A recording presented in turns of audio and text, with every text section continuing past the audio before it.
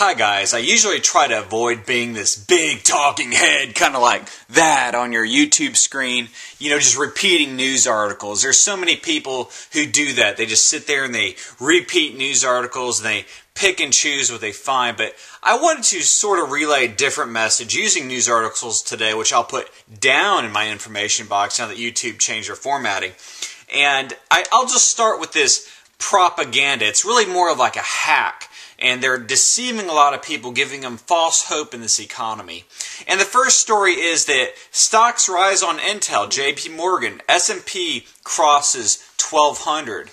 Well, that's great and wonderful. And Yahoo Finance, which is down in my information box as well, is happy to relay stories like this. Another thing is that Bernanke is confident on the recovery, but warns of deficit. I wonder what that could mean. He's real confident of the recovery, but warns on a deficit. Sounds like Keynesian economics. Deficit spending? Business inventories up by most in nearly 2 years. So, great. All these businesses have wonderful inventories. Most in 2 years. Things seem hunky-dory, right? Reports show more Americans feel economic recovery because retail sales are up. So a lot of people obviously are buying into the propaganda that our economy is doing so much better. Next one. America's back. Let's just hope Newsweek doesn't jinx the recovery. So here's the propaganda trying to give another propaganda institution propaganda and trying to make us feel that Newsweek is this big jinx because they are going to mess up our economy. I don't even know what they're trying to relay here. They're insane. And it feels like a hack because on top of it all, they're saying that people's personal debt is going way down and the mortgage debts are going way down and everything looks great. It's a big cherry on top of this wonderful economic sundae. But I kind of look at it as this big turd on top of this huge, terrible economic sundae. I just realized I made poop references in my last 2 videos. I'll work on that, I promise you. But anyway, this is why, because on the flip side of this great economic report that Yahoo Finance is giving out, I'm finding other articles, such as the IMF prepares for a global cataclysm because they're having to surge their emergency funds. Income falls 3.2% since Obama has been in office, and that includes people on Social Security. And that's really scary, seeing that we haven't seen the inflation that's bound to happen since our M3 is shooting through the roof. Jobless claims up from Marketwatch. So we have this great economic recovery with a huge jobless claim of 400, I think it said it was 460,000 people. And how do they expect that to work? If you don't have a job, you're not going to be buying a house, you're not going to be able to contribute to the economy. But wait, I thought about it for a little bit. No, they just run to the government for help when they don't have a job. They'll go to food stamps and programs like welfare, and it'll appear that they're doing okay because they're paying down debt from our money, basically, government money. And we have nothing or no say into paying their debts or anything. It's just taken from us, basically at gunpoint, because if you don't pay it, well, you're going to have a gun in your face from IRS agents. So we don't really have a choice about that.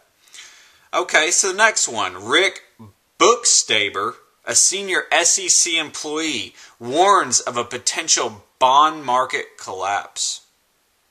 Now, that's something I've heard from Carl Denninger, about these bond markets going under. That's some pretty scary stuff. And I don't see how anybody, such as Yahoo Finance, can sit here and feed people propaganda about how great our economy is when the bond market is going to collapse. It's ridiculous. Also, Bernanke says Americans should pay off U.S. debt. This guy is a traitor in so many ways. Why should the American people be responsible for the U.S. debt when the Federal Reserve Bank, a private institution, has been responsible for so much U.S. debt, responsible for so much of our inflation? Why don't we just do the math and figure how much inflation the Federal Reserve has costed us and fine that bank? Why can't Congress step in and fine them? In fact, why can't Congress just and institute a new form of currency really backed by gold and silver, and let the Federal Reserve pay it off in the dollars which our debt is owed in, US dollars, right? Let's just let the Federal Reserve take care of themselves and all the debt. I think they're responsible for the debt. It's ridiculous. Bernanke has a lot of nerve to say something like that. So how can they do this? How can they say that our economy is recovering? If you go to the information box at the very bottom, I'm going to put a national debt clock that includes all the future liabilities that everybody has to pay in this country, such as Social Security and Medicaid and Medicare. And this is not including state debt either. It shows it on that graph, but I'm going to give you a figure of what my family owes, the 7 people in my family. We owe $4.2 million. And I'm going to tell you right now, it's not happening for me. And unless you have around 650 grand per person in your household, it's not going to happen for your family either. I mean, just write a check, send it into the federal government to pay off your share of the debt. So basically, if we cannot pay these debt, there's only so long it's going to go. There's so long that the creditors can sit here and keep lending us money or have confidence in our dollar if we keep printing it. So inevitably, despite all this propaganda and this hack that places like Yahoo Finance are trying to pull over people's eyes, and these people who are idiots in the markets who are trying to get you to invest your life savings back into it, saying this great recovery that we're in, we're screwed. Because the bottom line is, if you want to ignore all the other facts, look at the debt. It's an insane amount of money. It's not going to happen. I couldn't go get a loan today for 650 grand per person in my household. What makes them think that we can repay that? It's just not going to happen. There's no way. It's impossible. It's not going to happen. It's screwed. The dollar is going to collapse. They're either going to do it by printing or they're going to do it by default. And it's going to piss off all these countries, and there's no more lending to our country, and they're going to have to hyperinflate and collapse the dollar anyway. The dollar's going down. That's it. Period. End of story.